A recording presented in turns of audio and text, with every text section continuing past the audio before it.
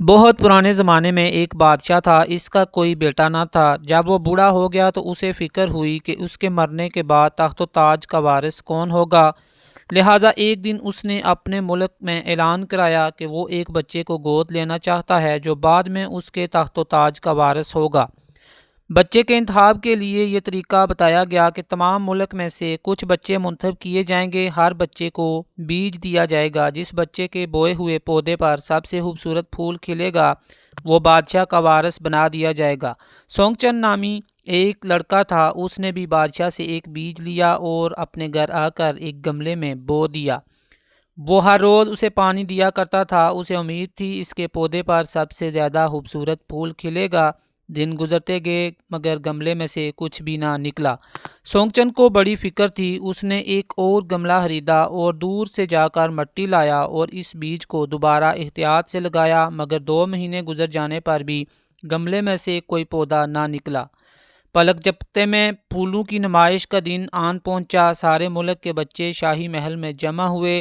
ہر ایک اپنے ہاتھوں میں ایک گملہ لیے ہوئے تھا۔ گملوں میں رنگ برنگے پھول کھلے ہوئے تھے۔ وہ واقعی بڑے خوبصورت تھے۔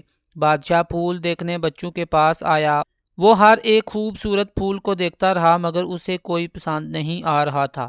چلتے چلتے اچانک اس کی نظر سونگچن پر پڑی جو ایک خالی گملہ لیے سر جھکائے کھڑا تھا۔ سونگچن کے پاس جا کر رک گیا اور اس سے پوچھا، بیٹے تم خالی گملہ لیے کیوں کھڑے ہو؟ سونگچن نے روتے ہوئے کہا، میں نے بیج گملے میں ڈالا تھا اور روزانہ پانی بھی دیتا تھا مگر اس سے اب تک کوئی پودا نہیں اگا، اس لیے خالی گملہ لیے کھڑا ہوں۔ یہ بات سن کر بادشاہ ہنس پڑا۔ اس نے کہا، تم ایک سچے لڑکے ہو۔